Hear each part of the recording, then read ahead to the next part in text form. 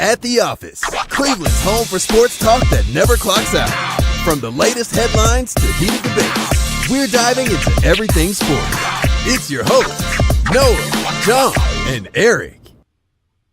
Cleveland, what is up? Welcome to another episode of At the Office, a show where three work buddies just get together to debate and discuss the top sports stories in Cleveland.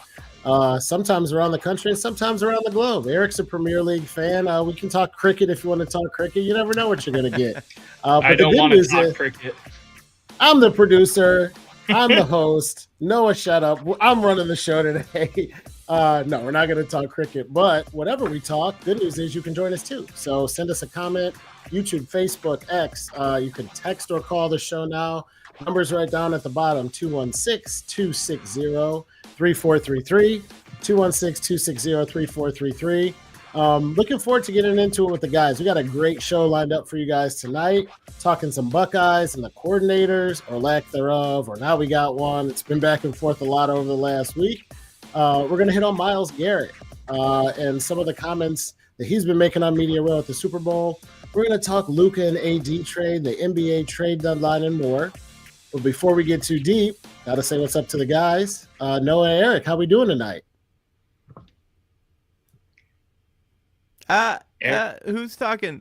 It's a sad day in Cleveland still. We have the Myles Garrett stuff. Obviously, the Cavs just lost one. Not great, man. Not great. Not great at all, man. A little bit better spirits about the Myles thing today as I've started to dive in and think about the value we could potentially get for him.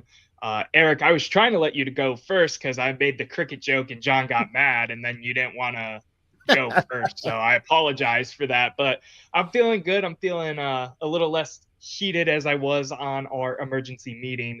And I'm ready to get into it with you boys. Yeah.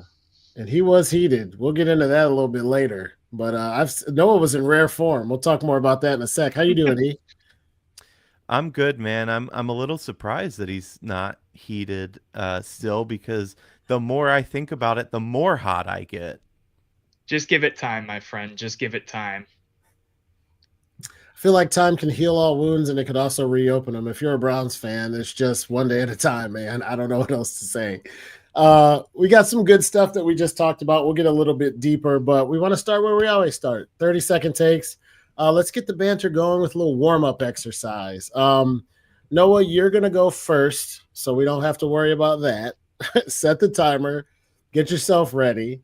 But Ohio State has no coordinators, and then we hired a coordinator. Jim Knowles left for Happy Valley. If you saw the news that broke today or yesterday, it's because he's from Philly, and he always wanted to work at Penn State, which I get. And he thinks Penn State's close to a natty, which, even though I'm not the hater that Erik is on the coach, I don't think they're close to a natty. But either way, he's out. And then we lost Chip Kelly, who's going pro with the Tom Brady-led Raiders. Then today we learned we have a new offensive coordinator, Brian Hartline. There's all kinds of pieces moving. Noah, what are your initial reactions and what do you think? Yeah, I'll put myself on the timer. John, I think you talked about everything already, so I don't know what to really hit on.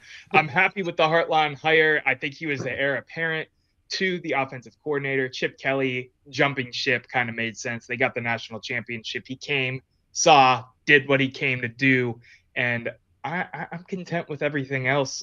Well, the Ohio State Buckeyes, at the end of the day, we're going to be all right. You know what I mean? And that's where I'm at with my 30-second take. Boom. He had to hit the post. I love it. Throw it back up for our boy Erik. Noah. E, what are your thoughts? Yeah, let's do it. First of all, I'm happy with the Hartline hire. What I hope is that he'll get the actual keys to the kingdom. I don't want this to be a backslide into Ryan Day play calling again. That makes me nervous. Let Hartline call the plays. I mean, he's done the thing. He's been a professional.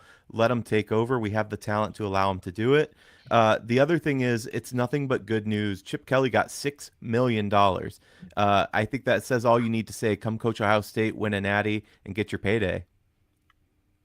I love it. And Noah, if you want to throw it up one more time, my take won't even take 30 seconds, but it's twofold. One, I think in college football, the coordinators matter less. At Ohio State, I'm not going to say they don't matter. but it's a head coach driven organization, for lack of a better term. We got a good head coach. Weren't sure about it this time last year. We weren't sure about it this time last month, but we won a national championship. At the very least, it brought him some grace. Yeah, true. Erik stayed true. I got to give him props for that. But they'll get somebody. We'll be fine. I'm not too worried about it. And congrats to Chip Kelly for getting his bag. I wanted to mute you just because you were playing host today and you were getting real close there, but I give you the extra credit for having the banter with Erik in the middle of your 30-second take. I should mute Erik for the rest of the show because of it, but if you want to take that second out and mute Erik later, I think that's fine with me. I just want to make the point that some stayed loyal to our Buckeyes and believed in them. That's all. But listen, Alabama and Nick Saban have dealt with this for years. I know he's not there anymore, but his coordinators fled after every season, basically. That's what happens in college. You're successful, you get a shot at a head coaching position at another program or maybe something in the pros. We are the university as one of the biggest schools in football. It's what we're going to have to deal with, and how we deal with that will ultimately dictate how successful we all are on the field. But I think we'll be just fine. Yeah. I think we all maintained our fandom, but you maintained hope and belief when we were a little shaken. So again, kudos on that. Noah had us killing Tennessee too. Hey, I was all faith for the rest of the ride, man. After the loss to Michigan, I was all faith for the rest of the ride because I thought Ryan Day was going to coach his ass off to keep his job, and he did just that. So here we are now, right? Listen, John, I'm sorry. Until our next loss or next season, we'll decide. You're going to have to keep hearing this. So it'll end one day, but you have a ways to go. You can be a fan of a team. You can be a fan of a team and pick against them. I picked against the Browns 17 times this year. I was right 14 times. So, let's add it all up. Sing Rocky Top. Rocky Top, Tennessee. Where's that guy, man? Come on, let's keep moving. That's a great 30-second take. I think the Buckeyes are going to be fine. We all kind of agree. We'll see what we get. Before we get into our first topic, want to share some love for our sponsor. Yeah, I said it, sponsor. If you haven't heard, we have one. Hold those bottles up, boys. Our show is brought to you today by D&D Meadery. A little backstory. Two twin brothers, Derek and Dominic, right here, Madison, Ohio, rekindled the long-lost art of making mead. Now, I like dabbling in some home brewing myself, but this is way sweeter and smoother than anything I made at home. Perfect for dinner or after dinner. I know because the reason I don't have my bottle is because I drank it, but guys, you're welcome in advance. Valentine's Day is right around the corner, so this is your reminder. Go out, get your special somebody a little something. This is better than wine or beer. It's a little twist. My wife loved it. I loved it for the whole 15 minutes it lasted, and you will too. So if you go online and you order it, use the code @theofficeCLE. That's @the-office CLE. You get 5% off your order. If you buy two, which I would recommend because they go fast, you get a free shot glass too. So go support D&D Meadery. Go support your boys at The Office. Thank you guys for the sponsorship. Wanted to make sure we got that in. Now that we got the housekeeping out of the way, first topic, Myles Garrett saga continues, right, guys? As you probably saw, he's burning up Media Row at the Super Bowl. A lot of people are thinking this guy's doing this on purpose. He's trying to distance himself or piss people off on purpose to force the Browns' hand. We had an emergency board meeting at the office on Monday with this little brain trust to discuss the story just hours after it broke. There was exhaustion, confusion, pleading, anger, a boatload of F-bombs, and that was just Noah. We were all pretty lit. I think most of it was directed at the front office. But check out the episode if you missed it. But get things started, Noah. Give us your thoughts on what you've seen from Myles since our last conversation. Yeah, man, it is ugly and messy, and it's only going to keep going that way. I know we're going to get into Media Row and some of the clips and all of that in a second here, but Myles Garrett says he wants to do this not messy and then goes and does 15 interviews during Super Bowl week and mentions one guy from Akron that you might have heard of. He's actually behind me as a Funko Pop if you look real hard. His name's Myles Garrett. LeBron James, who is a known traitor to the city of Cleveland, but has since been forgiven for Whoa. bringing a championship back. Hey, give me a second. He was known as a traitor. That is not a hot take. Nope. It's messy. It's going to keep being messy, and it will be messy until he is gone. Erik, what do you think, man? My only question is, what are you doing, Myles? You make the announcement, everybody's kind of on your side. They go, this sucks, but we get it. The Browns are an organization in disarray, ownership down, nobody knows what's going on. We understand. Go chase your ring. Hopefully you get to a team kind of thing. But now the more he keeps talking, that tide is going to start to turn, and it already has started to turn against him. And I'm just thinking, what are you doing? I don't get it. Is the play to force the Browns' hand? I That's don't what know. I think it is, exactly, because they came out and said they weren't going to trade him right after he said he wanted the trade. So now he's going to go be a dick about it until they trade him. That's fine, but I mean, first of all, he's conflicting. He has conflicting messages himself because literally a month ago, he told reporters that the Browns are closer than you think to being good. So to all of a sudden flip that and say, you know what? We're nowhere near. I don't like the direction we're going. I don't know what that means. Maybe it means that the Browns confided in him, that they're planning to take a quarterback, not bring in a veteran guy. Obviously, cap space is an issue. I don't know, but to all of a sudden flip and now start giving these interviews, which we'll play some clips of, it's a little baffling to me. I got to be honest. I want to hear the clips because my initial reaction to this piece of it, right? Now, there's a lot of pieces to dissect. There's what to make us to fancy, the rest of the front office, Myles Garrett and his time here, what we're going to do from here. So I want to conflate all my emotions into one take. But specifically in listening to what he said to Rich Eisen, going up and down Media Row, my initial reaction honestly was, why are people more mad now?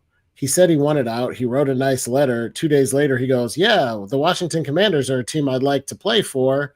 I didn't understand why people got pissed that he named a team because he told you he wanted out and the Commanders played in the NFC Championship. So because it's about the way that he's doing it now. He had the letter. The front office knows that he wants a trade. And now he's going to talk to Rich Eisen in Sports Illustrated. Yes, we'll get into the clips in a second. And I feel like we should at this point. It's the way he's going about it. I still am completely on his side. I would want the hell out of here too with how everything is looking and shaping up to be right now. But I totally get why people are pissed. Cleveland is a Cleveland against the world city just as much as Ohio is an Ohio against the world state. And it feels like he's turning the knife a little bit. He already stabbed us, and that's fine. We all accept the wound. But now he's just turning it a little bit more. He's on national sports media outlets talking about why the Browns suck. We're still protective of it. Especially, he said he talked to LeBron. Did he learn nothing from that conversation? Did LeBron say, hey, maybe don't go on national media and talk about your intentions of leaving because it didn't really work out so well for me? It's just, like Noah said, he's just not doing it the right way now.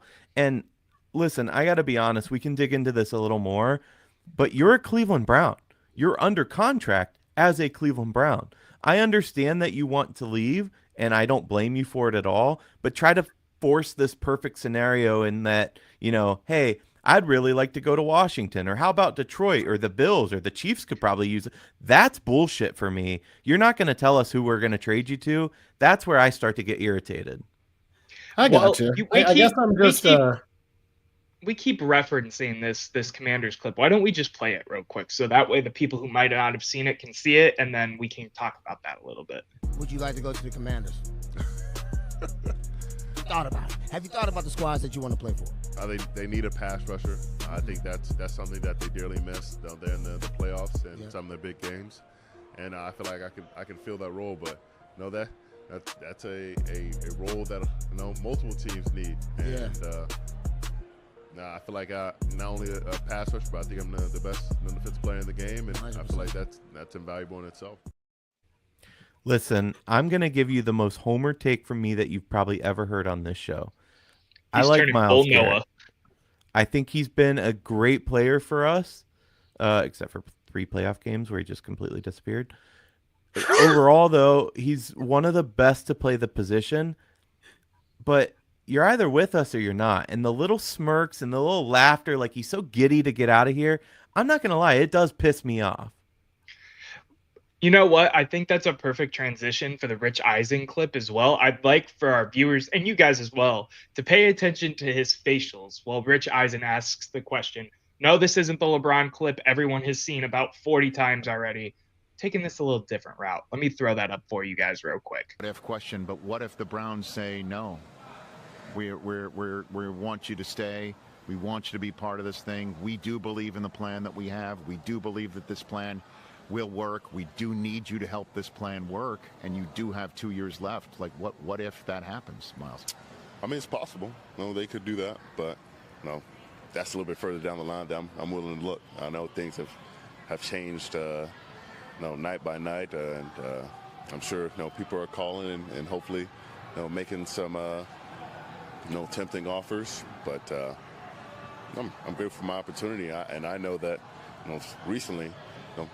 No one stuck to one team, seeing Luka. So I'm too happy. I mean, So I don't. I wanted to hear you guys' take because I literally was confused as to why people in Cleveland were pissed. You guys made a good case as to why I'm understanding it. I think I'm on the other side of this coin. And give me a second to get it out here. Why I won't go long, but I just want to get my thought out. Or no, it was you, Erik, who said something about, didn't you talk to LeBron? And I think that's why his initial letter asking for a release was pretty well done. It was short to the point, thanked Cleveland, thanked the fans, want to go win a Super Bowl. I think we all were in agreement earlier this week, and we're still in agreement. It ain't going to happen here, at least anytime soon. Second, I think when LeBron left, Reggie Miller went online and said, you guys, Cleveland's acting like jilted lovers. And I was like, no, it was about the decision that you went on national TV to punk our city, and we get pissed. I can see why you guys are pissed. I'm not telling you not to be pissed, but I don't get as angry about the little smirks and the stuff. I mean, I think he's distancing himself. I think the Browns have a chance that they'll tell him to shut up and play because we're paying you and you're under contract, and he's trying to do what he can to force their hand without completely alienating the fan base and himself.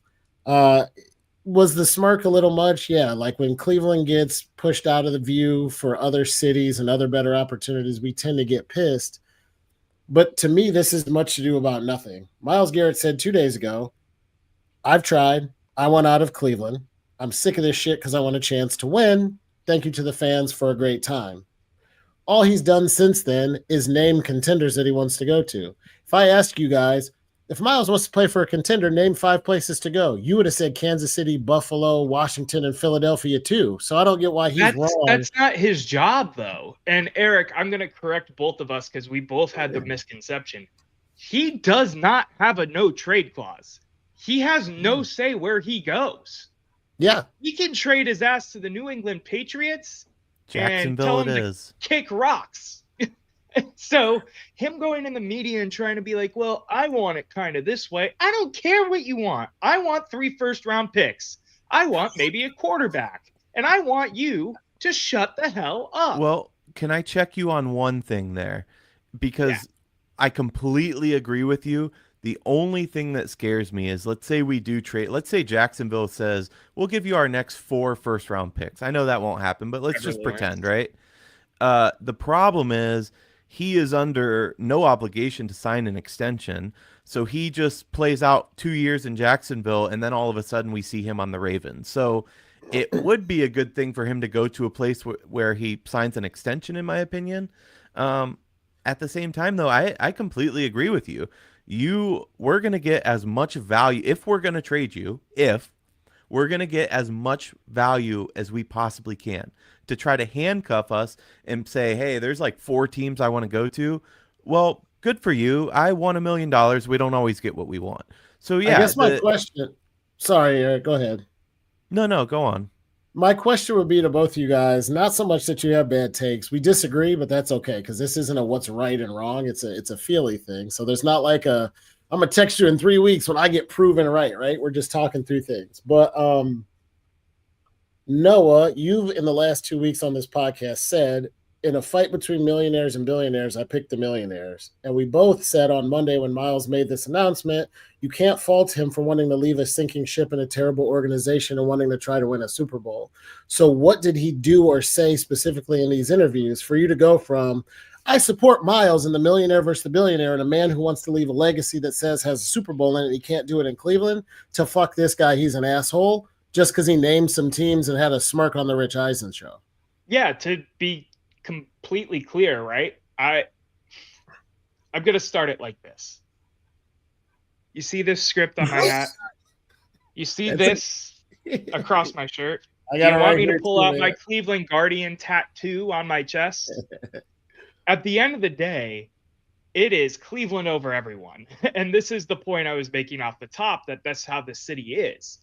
Well, when you go to Media Row and you make the Cleveland Browns look even worse and make it look like no one should ever want to go there because it's a dysfunctional mess. Yes, we know it, but we still root for the team. Erik's got a jersey on. I have Browns merch on. You have a Cleveland shirt. I know it's not a Browns shirt. On purpose, because I'm pissed at the organization way worse than Myles. We'll talk about that in a minute. He's making a good point because, yeah, I am wearing an actual Myles Garrett jersey because I thought maybe it's one of the last times I can wear it. But you notice what it says on the front? It says Browns. It doesn't say Garrett's. His name's on the back for a reason, and no one player is bigger than the team. Noah's absolutely right. We've lived with this dysfunction. Can we turn it around? I think we can. We were a playoff team just a year ago, but that's not really the point. How he's doing it is more so what it's about than what he's doing. And I want to be clear too. I want to be clear too, real quick, John, that it's not fuck Myles Garrett, because I still understand his situation and I still understand him going, and he didn't do a big ESPN, the decision that what LeBron did, but he's still going about it in a way that now rubs the fans the wrong way. And I understand there's fans way more upset than me, why they're upset. I totally get it now. Well, I think if we can say as Cleveland fans where you have a little bit of an inferiority complex and we're really high strung and that's why it pissed us off, I'm fine with that. I've been the same way before. I was just like, man, this is a real paradigm shift in 2 days from I wouldn't want to play for this shitty team either, to what is he doing? So, but your context has helped. But question for you, and I think we have a clip of this too. Now, 2 days ago, G. Bush, former 92.3, the fan personality, dropped a 45-minute tell-all. Started 5 years ago. It spanned Baker's tenure, talked about Mason Rudolph and the helmet incident, the support he didn't get. Well, they hit on OBJ, Deshaun's acquisition. They basically painted the Browns front office as incapable of fielding a contender, and of Stefanski as an aloof, disorganized Neanderthal making whimsical decisions as he goes. Oh, we recruited you. I'm going to call plays. I'm not going to call plays. You're the quarterback. Now you're the quarterback. DTR didn't even know he was starting. Does any of that mitigate your feelings towards Myles? Because I got to be honest with you guys. If I was in this guy's shoes, I make the same decision to make the same moves. And maybe I get eviscerated for a few weeks. And then this time next year, all's well that ends well. He'll go in our Ring of Honor. He'll probably go in the Hall of Fame as a Brown. But does anything that G. Bush put out there make you feel differently about the conversation we had so far? No, again, it's about how he's doing it. Listen, your football team is your family, and I get it. We're dysfunctional. A lot of that stuff should stay behind closed doors. I'm under no illusion. I think that G. Bush had inside information from some of Garrett's people, and I think Myles gave the green light to finally put that out, and that's why we're hearing it now. It shouldn't be a war of words right now. The Browns haven't said anything against Garrett. All they've said is we have no intention of trading him. He's trying to force his hand and play his role in the media. I don't love it. I would have rooted for that if he just said, I want to trade. I get it, coming out publicly like that. I want to go play for a contender. We trade him for the Lions. I would have been rooting for the guy. Go win a Super Bowl. You've been nothing but love to Cleveland. But now, you're trying to hurt our organization on the way out. That's not acceptable to me. So if that's the case, I mean, listen, now I want him to go to a team, and I can't wait to watch them lose. I hope he goes to the Commanders and they really regress, because they're not going to get the same thing out of Jaden Daniels next year. It's just irking me in a way that I didn't think it would, because I am on Myles' side and I understand his viewpoint, but now trying to drag us on his way out, it's childlike. And listen, this is a guy, I don't want to get too far into his performance. I think he's incredible, but he's also a guy that takes off games, takes off plays, didn't do shit in the 3 playoff games that we had. I think he lacks some maturity here. I would disagree with you about the taking off plays and that kind of thing, but I'm going to concede that because we could go on a 20-minute rabbit hole. I do want to agree with you on the fact, maybe on the maturity part a little bit, because one of my key notes from this whole G. Bush expose, if you will, was Myles seems hard to get along with. He got mad at Baker, then he got mad at Deshaun after 1 year of up and down play. And yes, I know we're all in hindsight's 2020. Yeah, he was right. Okay. But at the time, he was part of the reason we kind of went towards the direction of making a Deshaun Watson move, because he wanted a star quarterback that wasn't Baker Mayfield. There's so much little nuance here that it just made me think it kind of seems like this guy is hard to get along with. And I agree that I don't think that was the point of the Bush video at all, but that's what I thought of listening to it. And real quick, just so you guys know too, it's in the bio down below. If you are watching on YouTube, you should go check it out. It is worth every minute of that 45 minutes. Go ahead, John. No, he does a good job. I agree. Lost my train of thought on the first piece, but the question I wanted to ask you guys is this. You both made statements similar to, we're still on Myles' side of the I would do the same thing argument, but why are you dragging Cleveland? And my question is this, because I don't have a good answer. If you know you have 2 years left on your contract and you want to get the hell out of Cleveland, what else could he do to force the Browns' hand other than what he's doing now? Like, how does he get out of the contract to force the trade if he doesn't do a little TV spot here, radio spot there, tell people why I'm pissed off, to kind of like, you got to get the Browns to say, are we going to bring this guy back next year? And they weren't there. If he goes, yeah, I love Cleveland, I love the organization, this is my second home, I've been here my whole career, but I got to find some greener grass. I hope they can trade me, but if they don't, I'll be ready to go as soon as training camp gets here. They're not going to trade him. That's a valid point, and I'll give you, I'll concede that for sure, because that's the only way these superstar athletes can really push the envelope. Yeah. But at the same time, there's still a way that shitty. You could, you could not be as shitty about it. Yeah, I get it. No, he keeps doing what he did in the first place. He put out that nice letter, and you keep doing that. You say, listen, I haven't heard anything. I want to reiterate that I want to be somewhere else. I want to go chase greatness in a Super Bowl. I haven't heard anything yet. The Browns said that they're not willing to trade me, but this isn't a request. This is something that I want done. You don't have to bring up every little, like, he's a toddler throwing his toys out of the pram. Like, you don't need to bring, you know, in 2015, the custodian looked at me in a weird way, and I really thought he didn't like me, and that's just another reason I want out of the Browns organization. That's what he's doing. He's a little child in the corner playing with his dinosaurs. Like, be a man, and you don't have to talk down about your current employer. It's not former. It's still your current employer. That's funny as shit, because I did get a sense of that. I'm on Team Myles overall for how he's handling it. Could he do better? Yes. I'd give him a B or B minus. He could be a little better. Give him a C minus at max, but okay.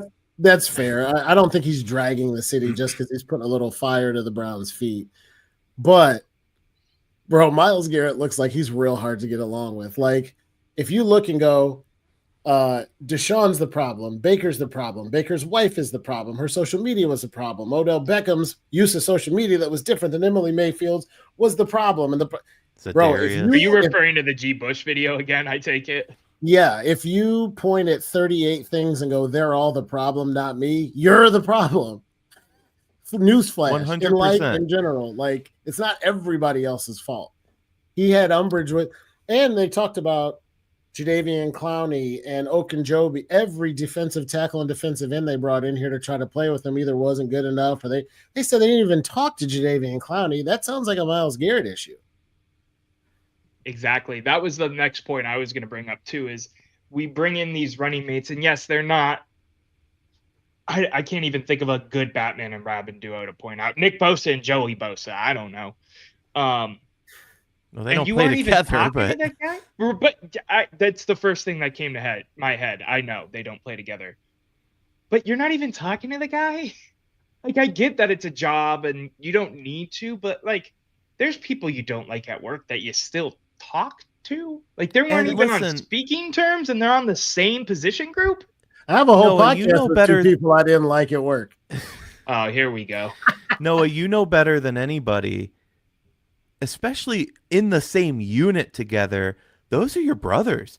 You're going to war with each other every single game. So it's a little more than just coworkers. And I get it. It's different when you get to the professional level. But to completely not talk to a guy in your same unit that you're watching film with, you're spending the majority of your time with, it's just weird more than anything. There was a lot of stuff in this G. Bush video that really just made me scratch my head and think back on some of the history and some of the stuff that we saw play out and kind of almost flip it on its head. Like, none of it's surprising, right? But it kind of flips it on its head how much more out of favor Baker Mayfield fell in Cleveland, right? I think that is a huge point here. I've always been a proponent of it was time to move on from him, but it was really time for us to move on from him, it seems like now, in terms of some of the stuff that was exposed in this Garrett Bush video. And we won't go down that rabbit hole. This is about Myles.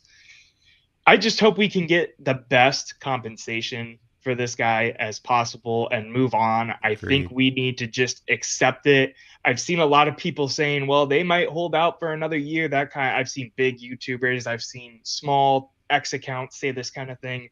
I am firmly on the side of let's rip this Band-Aid off.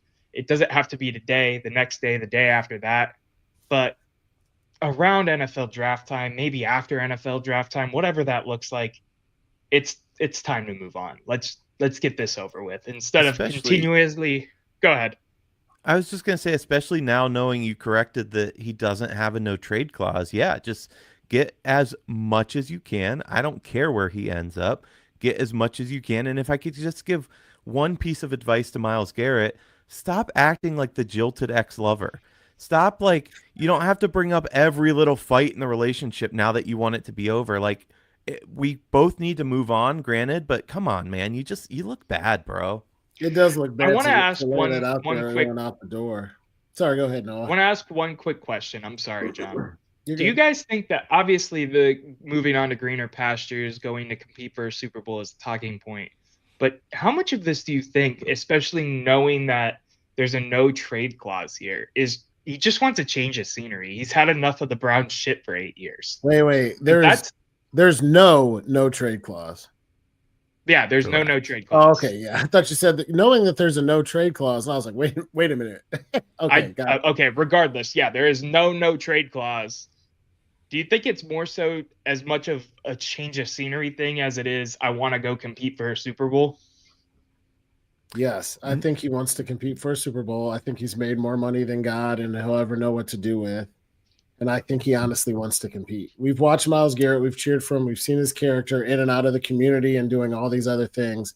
I don't want to throw out the baby with the bathwater at the end of a relationship because it was sour in the last few minutes and forget what he's meant to us as fans and to us as the city since he was drafted. He's a remarkable human. He flipped a car, but he's pretty much stayed out of trouble. He does the quarterback tombstone thing in his yard. He's good to kids. He does charity. He's giving away millions of dollars. And he said, I have enough money. I want to play for a Super Bowl. I take him at his word because I don't think he's an overt liar, because there's other ways to go about this if you just want out, i.e. Jimmy Butler and everything in between. I want to hear what Erik has to say for sure, but no, I don't. I take him at his word. He's not full Jimmy Butler yet. He's not close. Starting. No, that's what I'm saying. I'm saying if he just wants out and doesn't give a shit about championships and it's about money, you go Jimmy Butler. He's not doing that. I'm going to disagree with you. And I'm going to tell you something. We'll call it inside sources. I don't have any sources. I'm just making this up. But it's like, what? Here's what I think happened. And I'm going to be completely honest with you. I think he tried to pull a LeBron. Here's what I mean by that. I think what happened is he went in those meetings with the Browns. I think he intended to stay. Again, it doesn't make any sense that just a few short weeks ago, he said that we're closer than you think, personnel wise. We're closer than you think to being good. So a guy that says that in January, all of a sudden in February, I hate the direction it's going, blah, blah, blah. What I think happened, I think he wanted to be LeBron. I think he wanted to be in on the decisions. And I think management, Andrew Barry, made it very clear that you're not the GM. We love you, and I do think we take him for granted. We love you, but you're not that guy. We're going to make roster decisions. Step back into your lane. I think that pissed him off. I think his child came out, and I think everything we see now is a result of that. It's interesting. But you don't think he wants basically to win shouted Super out Bowl? Tim's comment word for word right there. No, I do think that he wants to win Super Bowls. Who doesn't? Everyone that enters the league, every kid, I mean, hell, the three of us as a kid throwing around the football pretends we're in the Super Bowl, throwing that last touchdown pass. But I think he was content, and then he wants to be the starlet more so than he is, and I think he got angry. And I think everything we see is a result of that anger. I don't know if you're right or wrong, but I love your point because it makes me think. I will say that if he thought he was LeBron, he overplayed his hand because LeBron won. We went to an That's a good NBA point. Finals with LeBron, and we went to a shit ton of playoffs. We owned the Wizards in the first round. That was almost a running joke how Gilbert Arenas and Caron Butler and those days. I'm getting nostalgic. Don't forget thinking about it. Toronto. We own Yeah. them. Listen, Yeah. I could be completely off base, but the everything just seems a little strange and doesn't add up. The fact that he absolutely loved being here, and again, a month ago thought that the roster we could be close, and all of a sudden that changes. But more so than that, all the little things that came out in the G. Bush video. He was upset about Baker and his wife. He was upset about him not getting backing over the supposed alleged racial comments by Mason Rudolph. Each little tick that we haven't heard a single ounce of until this point. You could say on the one hand, well, he was being a professional, so nothing came out. He didn't want to show those gripes. But now all of a sudden you hear like the 10 things over the past 8 years. I don't know. I'm just not buying it. Just one point That's I fair, want too. to avoid what Noah avoided and not go down a rabbit hole. I think there's something to the Mason Rudolph thing. As a black kid who played hockey, there's things that happen in those situations where you can kind of tell they didn't disavow it. I don't want to go too deep on it because there were a million other examples to choose from. You just chose one, and I think there's some truth to some of the stuff. But yeah, go ahead, Noah. No, I agree with you too, just on the record. There's no way. And I've always been of the belief system that Mason Rudolph said something he flat out should not have said. But you think guys like Cam Hayward would have backed him? They were right there. You I don't think they they would have heard heard a him. racial slur You back your teammate. Yeah, I don't. over that? But you also No, don't you know. don't know. You don't know if they heard it. We're going down a rabbit hole now. Yeah, that's why I said I don't want to. Yeah. To tie it back in to the whole G. Bush thing, Erik, I agree with you that it is really weird that a month ago he was like, we're closer than we think. We're going to have a good meeting. We're going to figure this out. I want to know the direction. Yes, he alluded to maybe wanting to trade then. But he was positive about Cleveland. Now we are watching him drag us in the middle of Las Vegas right now. The G. Bush thing does show to me that he was trying to be as a professional for as long as he can. And it has now hit a point where he has seen the Browns try with two different quarterbacks, fail both times, and he isn't getting any younger. The good thing about all of this is that Myles is young. He's still young and in his prime. It's not like he's a 34-year-old Myles Garrett and Von Miller Buffalo situation. We can get the absolute most out of this guy still right now. Yeah. What that'll be remains to be seen. But that's So I want to get us to I know we got to get out for commercial break. Want to wrap this up. One thing you said, Noah, yeah, you're being kind to say he's been through two quarterbacks. He's been through two main quarterbacks. I think he's been through 16 actual quarterbacks. Side options, yes. Yeah. Yes. Yeah. So what? Go ahead, Eddie. I just want to ask, because you said that we could still get something out of him. I want to know the percentage that you guys put it at that he remains a Cleveland Brown. I was going to ask the same thing. I have it at like 2% now. Ooh. 2, wow. I say No 20. faith. 20 to 25. I'm right around that 20% mark as well. I was just curious though. So the We last all thing dropped just from Monday to here, by the way. I think I was at 20 and you guys were at like 30 or 40 or something like that. And now yeah, I'm at 2 and you guys are at 20. I think I said 25 to 30, and now I'm at 20-ish. Yeah, 2025. Yeah, it's going down. But that's because of some of the stuff he did. I will say this one last thing, that the point that came out. I think people window dress and they say what they have to say. Playing in the NFL is playing politics to a certain regard, and I don't want to fault the guy for saying we're closer than you think, and then turning around and saying he wants a trade. If I said, Erik, do you think at the station that you and Noah can do special things together and be productive for the next 2 years? You would say yes. And then if I said, Erik, I'm going to give you $380,000 a year with stock options to come join my company, you'd be like, bye, Noah. It's been real. It doesn't mean you didn't mean it when you said it. It's a fair point. It's like the college coach saying, I have no intentions of leaving. And then, of course, Correct. yeah, that's a fair point. Yeah. Like, wait, well, you think Bill Belichick is going to play out his contract in North Carolina? Spoiler alert.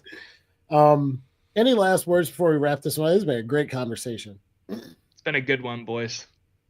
All right, we're going to take I just want to reiterate, please do not spend your money.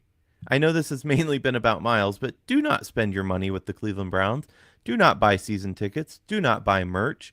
Do not buy into the stadium crap that I'm sure we're going to hear more about. Like, none of that, because at the end of the day, as much as we want to say, okay, Myles did a turnaround or however we feel, this is still laid at the feet of ownership and the Deshaun Watson trade. If not for that trade, things are probably hunky-dory in Cleveland right now. That has absolutely ruined this organization for God knows how many years. Do not give them your money. I will +1 that. I just told Erik before we got on air, the next thing that I buy is going to be at least a Browns AFC North Championship T-shirt of some sort.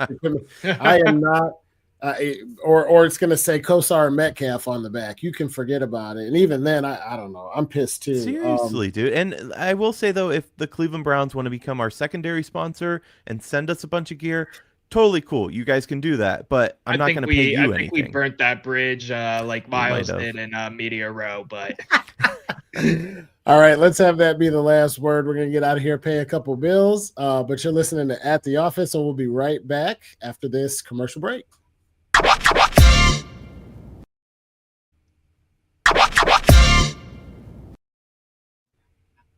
Hey, everybody, we're back at the office. Before we go on, I want to remind you, you're listening to a podcast. Support us if you like what you hear. Hit the subscribe button, hit the like button, smash the download if you're doing the audio-only thing. Also, drop us a comment, whether you're streaming live or not. We love hearing from you. We text about it throughout the week. Might even use some of your content on one of the shows. You never know. Also, check out our merch store, where you, too, can own this great swag. And a last shout out to Fans First Sports Network for supporting us and everything that we do. We appreciate you as well. Reminder, you can join us. The number's down at the bottom, 216-260-3433. Text or call. Send us a comment, YouTube, Facebook, or X. But with that, gentlemen, want to shift gears out of the NFL, get a basketball mindset on. The other crazy news that's happened since the last time we talked is the NBA trade deadline is trade deadlining. The Mavericks traded Luka for AD. This one doesn't need much introduction because it almost broke the internet. And then Kyle Kuzma's in Milwaukee. Jimmy Buckets is now a Golden State Warrior. De'Aaron Fox is going to the Spurs to play with Wemby. I didn't even know about some of these trades until we got on 15 minutes before to talk about what we're going to talk about. Noah, I let you go first last time. What in God's name is going on with this year's NBA trade deadline? I have no idea. This is the craziest trade deadline I can remember. Maybe they were crazier. I don't think so. I really want to jump in on the Luka trade because the entire league is scratching their heads, and there's theories of why he was traded. So I want to break down a couple theories and why I think he was traded, because that was by far the craziest one of all. Although with Jimmy Butler, I mean, there's so much going on. KD might be on the move. We know that, that relationship in Phoenix is rather tenuous. But let's start with Luka, right? Because sending Luka to the Lakers for Anthony Davis, I think blew everybody's mind. It blew the players' minds. LeBron had no idea it was no one knew that this was happening. So theory number one is that Luka is an injury risk. We know that he's sitting out some games this year. I don't think this is really credible, honestly, because he played the most minutes in the finals last year. So I'm not buying that. The fact that he played 70 games last year, 22 games in the finals, it just doesn't make sense for me that it's an injury risk, especially when you traded him for Anthony Davis, who I believe is already sitting out because of like back strain or something like that. That's a good point. So yeah, maybe it is the first time that Luka has missed double-digit games consecutively for an injury in his career, but that's not a reason to trade a guy. So I'm cutting that theory out. No way, right? Second theory is that Luka only has a few years on his contract. Maybe they thought that he was a flight risk. Don't think that's the case either. It doesn't make a lot of sense because they kind of knew that. Erik, I don't want to mess up your take, but we have a live breaking news: Darius Garland, buzzer beater, game winner against the Pistons right now. So Jesus Christ! I thought you meant you were going to say on the trade. I did too. And I'm like, bro, you can't do Darius that to Garland us right now. For Cam Reddish. No, go ahead. Cam Reddish? No, I can't. The only thing I'll say to that is that we shouldn't need a buzzer beater to beat the freaking Pistons, but that's another. Mitchell was out tonight. Yeah. Okay, fair enough. A lot of rest. Anyway, where was I? I don't think Luka was a flight risk. He's a defensive liability. That's a dumb one. Let's not even spend any time on that theory. The biggest theory the other one is that he's too expensive. Again, I don't buy it. The biggest theory is that the Mavs are plotting a move to Las Vegas. That's the key here, and that's what I think is going on. So to walk it back a little bit, Mark Cuban is no longer majority owner of the Mavs. He sold most of his stake. He didn't even know that this trade was going down, by the way. He is a minority owner still, but he had no idea. The Adelsons of Las Vegas, of the casino Adelsons, own the majority of this team. Wow. Las Vegas is the hotbed right now if you're trying to move a franchise. I think that's what's going on. Listen, the longtime Dallas attorney thinks so as well. His name's Chris Cratoli, something like that. I don't know. Question, because I want you to, if you could work it into your take, how does trading Luka position them for a move to Vegas? Well, it's a good question. It's because that they need to tank in order to make that a possibility. Gotcha. If they're a viable team heading to the finals, the NBA is not going to allow that move to go through. Listen, Adam Silva wants a team in Las Vegas. Let's not pull any punches about it. It's who's going to get that first. Dallas is a decent market right now for a team, and they do well. When that starts to change, you start softening the landing spot a bit more, so to speak. So I wonder about that every time we. Sorry, I didn't mean to cut you off. Just I wonder about that one piece of the argument every time we talk. There's New York, LA, and then I believe DFW is next, right before Chicago as the largest media market. So maybe I have that flipped. So how are you going to move a team from Dallas based on attendance? Even if they stink, they're going to pull. Well, all they need to do is get that vote. But here's the piece that I think is really interesting. Vote, yeah. Gotcha. I think the ownership would be happy to stay in Dallas, except for the fact that they've been trying to push to legalize sports gambling in Texas. Texas, you cannot gamble on sports at all. It has no shot to be passed. Texas is headstrong with their government in not getting sports gambling. So they're losing out on a ton of money just on the sports gambling side. And that's a massive piece of it. Listen, I think the threat of moving to Vegas is probably better than actually moving to Vegas. You say, hey, we're trading Luka. We do. We're preparing this move. Bring in sports gambling or you're going to lose us. So it might just be a play to get that into the state. But either way, I think it's a higher level politic game going on than trying to get better as a team. And their GM is clueless. Jason Kidd's clueless. I mean, everyone around, they just look so uncomfortable. You are way more well researched on this than I was expecting. That is so interesting to me. Like you blew my mind on live at the office content. I don't know. I was listening too. I didn't say shit except like, wait, how do you know that? Where'd you get that? I was like, yeah, word. Okay. Yeah. I'm here. Well, no, thank you guys. I think that makes perfect sense. I wasn't trying to put you on the spot. I was like genuinely intrigued. I'm like, oh shit, he's got scoop. Let me get it.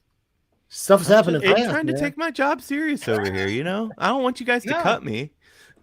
I had the best take chain for Monday. I want to take it off already and give it to Erik for the well-researched portion of this Luka Doncic trade. It doesn't surprise me at all. Garrett stuff too. Right. It doesn't surprise me that if this is the actual reason why all of this is going on, because, you know, business at the end of the day is a big game, right? And if, you know, losing Luka, but you still bring a star in who's a friend of your other stars anyway, who cares? I get what's going on. It's just so interesting to me. When sports betting becomes legal in Texas, Erik deserves to win something because he called it right here. What is it? Wednesday, February 5th, 2025 on At the Office, our little sports show that we do. Yeah. Or when the Mavericks move to Vegas, double down, one or the other, right? We'll see. Time tells for all. Bro, you covered everything I was going to say with one exception. I was going to say something about Luka Doncic's weight being part of the issue and them not being able to keep him in the gym. He's got a Shaq mentality where you're God's gift to basketball when you're out of shape. So think about what you could do if you gave a shit and worked out and cut 25 pounds. He just won't do it. Charles Barkley, some of the other guys had the same issue, but that's really the only thing you didn't already hit on. So let me throw a wrinkle in there.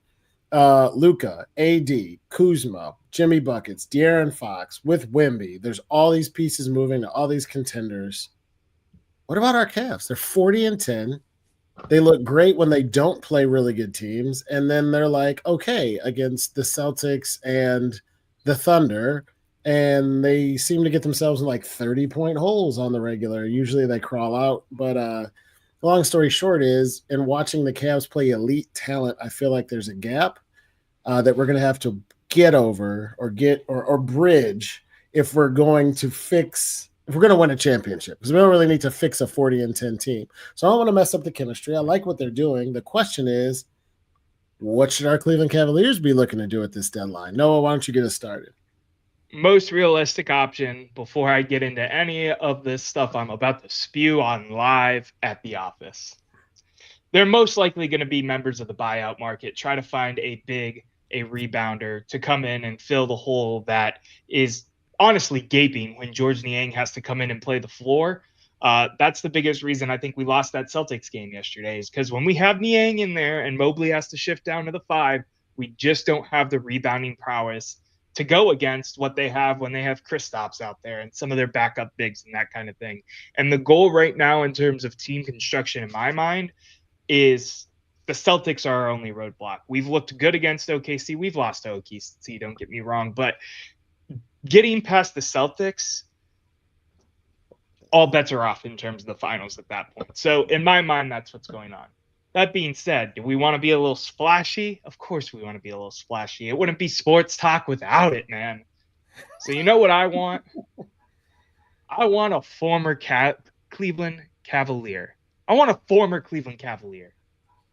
I want a former NBA champion, a big man with spacing ability and the ability to rebound the rock like no other. Kevin Love.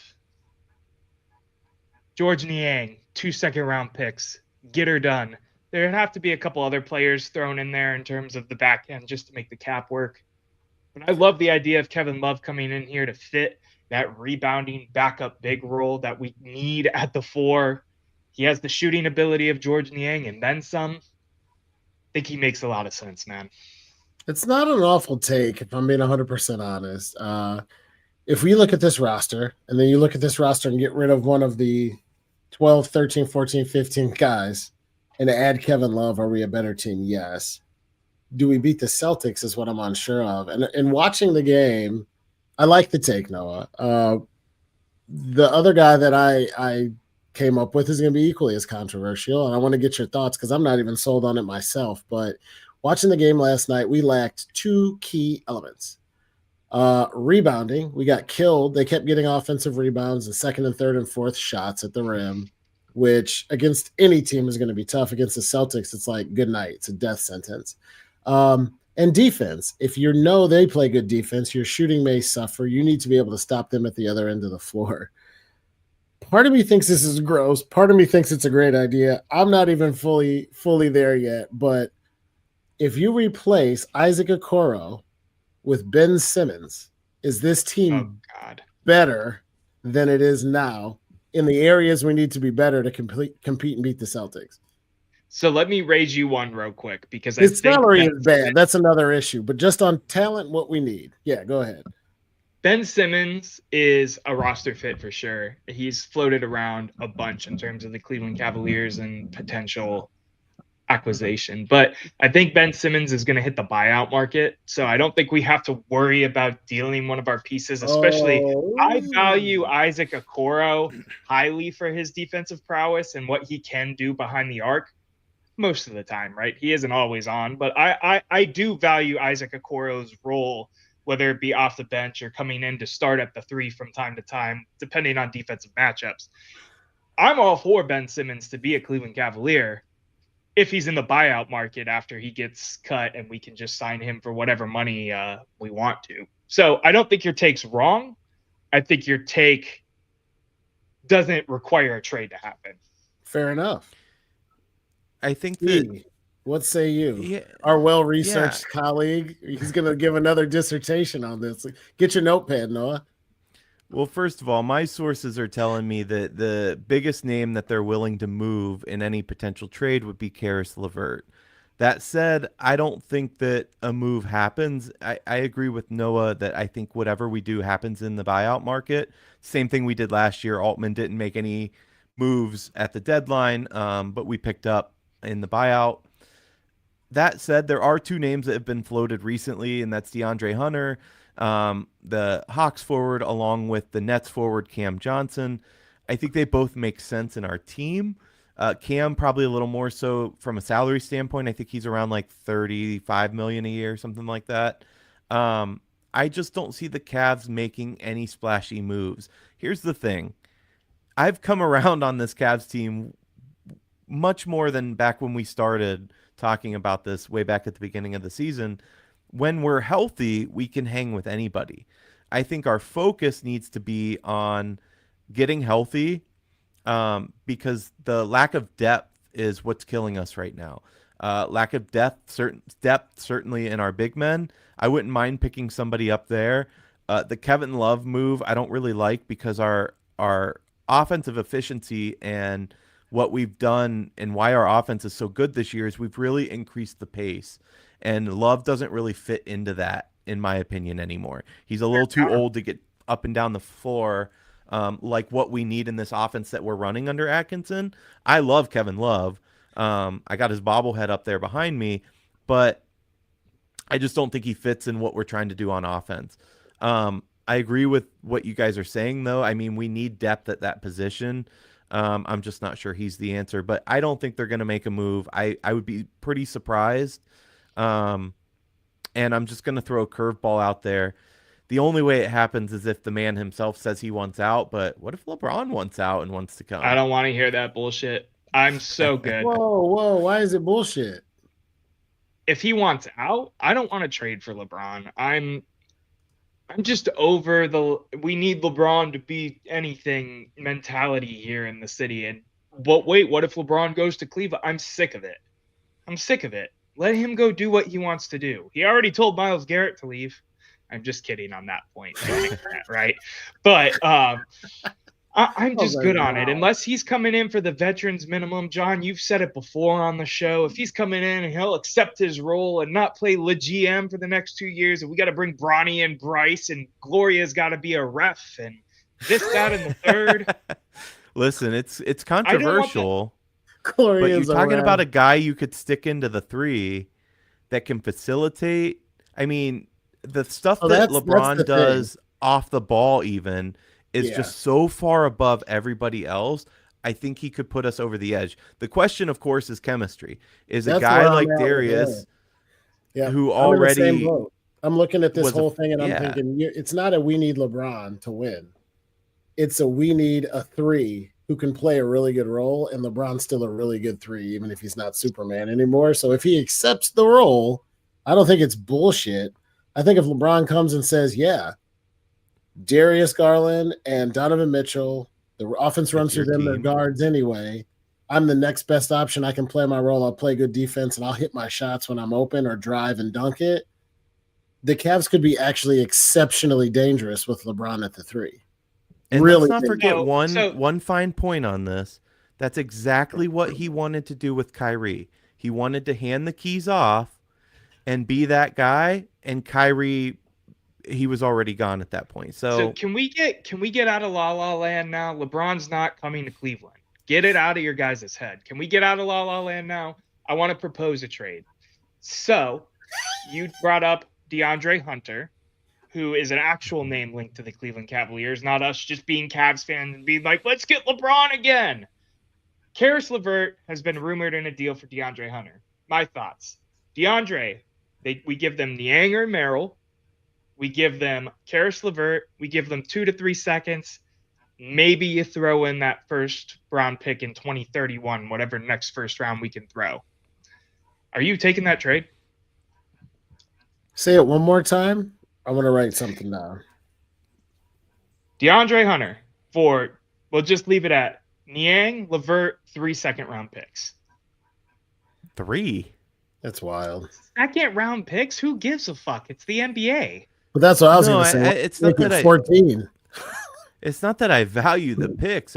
I'm not sure. I think we can get him for less than that. Okay, 2 then. I wrote 2 down to start. I just wanted to be a little more, I don't know, proposition-y. Karis LeVert's shooting 40+% from 3 this year. I just don't know that DeAndre is worth. Yeah, I agree with Gavin here. I prefer Cam Johnson. I'm just not sure that DeAndre is worth potentially messing up chemistry. At this point, that's what we have to worry about, in my opinion. This is a team that can beat anybody. We've seen it. They just need to get back to that. I'll raise you one even better. DeAndre Hunter is childhood friends with the 6th man of the year, Ty Jerome. So I'm not worried about chemistry. Is he? Is that true? Yeah. Yeah, I didn't pull that out of my ass. That's true. That's interesting. I think I would do it, honestly, Noah. I'm a little worried about chemistry, but I also, you got a big 4, you got a starting 5. None of those people you mentioned are in it. If you have a chance to make your team better in the right direction at the right position, and you're trading a George Niang, or even almost an Isaac Okoro, or a Karis LeVert. He said both in that scenario, didn't? Yeah, I would do it. I would do it because it's 2 bench players, and you're getting somebody who's that high of a caliber. I mean, put it this way: when you look up and we go, "Oh my God, we made no moves at the trade deadline and we beat the Boston Celtics," is it because Karis LeVert had a good series? No, he's a good bench player, and I like him, and he's really honed his game since he got here. There is no shade to Karis; he's works his ass off. So does Niang. The minivan is one of my favorite players on this team. But if we're going to make a run at a championship and beat Boston, if it comes down to George Niang, we lose the series. I'm telling you that right now. Can I do just one quick note? You guys are probably already aware, but Hunter was actually somebody that we nearly drafted in the first round in the 2019 draft. Yeah. Yep. He has been tied to Cleveland for a while. I could see it going through. And I get your point on LeVert being 40% from 3. He has been cold lately ever since he came back from the injury. So part of my thought process here is maybe the Cavs are like, he's made his bed. Let's go get a solid. I mean, DeAndre is basically plug and play at the 3 if you wanted. He's an upgrade for sure. So you're going to get increased scoring like and you're going to trade. get rebounding. And you guys already from the top said that that's what we need. And it's so frustrating. I don't know what's going on. I said I'd do games. No, I agree. But watching games, it's so frustrating seeing guys not box out. Like very simple. Like guys are flying in to get that rebound. What's happening? This is basic basketball. It's hard when you have the small ball lineup that we have to run off of the bench. When you have George Niang playing the 4, that's the problem That's there. a problem. Mobley is still coming into his own, being a physical specimen. You know what I mean? But they're not rebounding over our guys. You guys have played basketball. A small guy can rebound. You have the proper form. I'm saying they're just kind of standing there waiting for the ball to come to them. Not against Al Horford and Kristaps Porzingis. Maybe against another shitty skinny guard, but Evan Mobley's not a banger down low, even though he has a good post game. And Jared Allen isn't as big. Like Porzingis is going to be an issue. He was shooting like crap and missed all of his threes. He's the one. I think Jason Tatum's still a choke artist. I think Brown is one of the most underrated players in the league. He's the one you got to watch. But if you step back, let him beat you and shut everything else off, you're like, okay, how does this go bad? Tatum's going to choke. What? Kristaps Porzingis is a menace, bro. He played poorly in the game last night and still was getting his down low and going to. I mean, he's a problem, and the problem is not have an answer for. Yeah, I know we beat them the last time before that game, but even when Porzingis isn't in there, they kill you beyond the arc. I mean, yeah, they shoot well, but we shoot well. Guys. We shoot well too. We do for sure, but. We have the best three-point team in the NBA, honestly, by percentage. Celtics take more, but we have a better percentage. We could do this for another 2 hours. We're flowing tonight, but I don't know if all of our listeners and the people who are going to listen to this in the week to come would appreciate a 2-hour show. So I'm going to cut us there. Any very, very last 10-second thoughts on Cavs trade deadline, Luka, AD before we get to hot takes and get out of here? My hot take is Cavs related, so I'll leave it for that. All I'll say is that I think it's kind of funny that the number one target for the Warriors was not Jimmy Butler. It was KD, and KD did not want that reunion. Jesus. I didn't know that. That's interesting. I'll have to do some research after we get off. More food for thought. You're having quite a show tonight. Kudos, brother. All right, guys.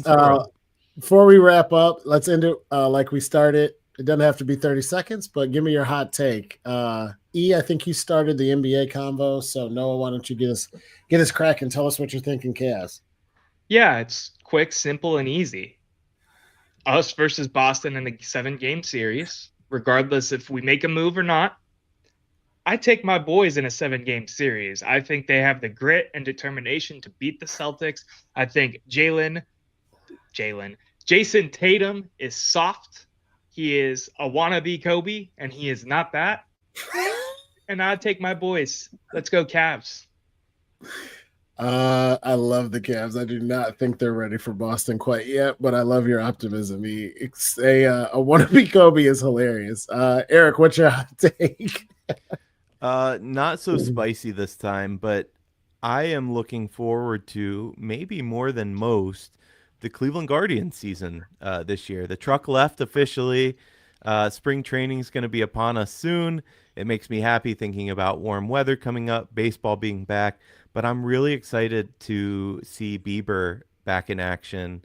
I don't know what to expect. This is going to be a tale of whether or not our minor league system is up to snuff, honestly, and some of the moves we've talked about that have baffled us, but I'm still just so excited, and I'm really excited to see the stadium renovations as well. They're working literally night and day to get this thing done. So yeah, I'm getting excited for baseball season. I'm excited for baseball too.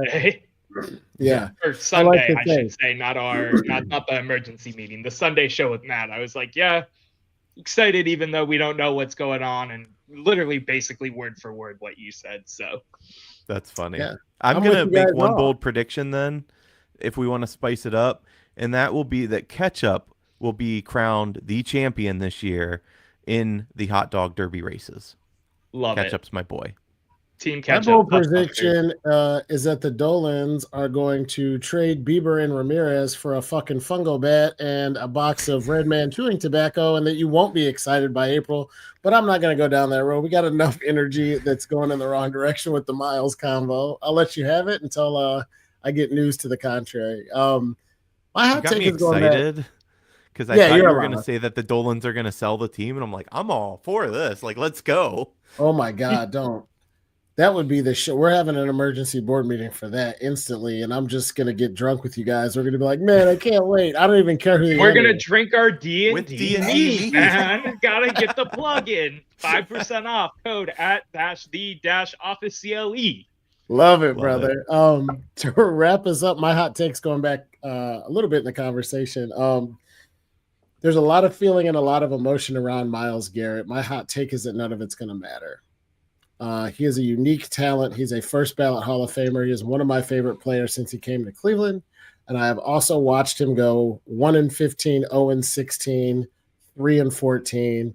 And I don't know what it is about Myles, if it's the position or the defense or the scheme or the team, but I think multiple things can be true at once. We love him. He was great. We appreciated the time he was here.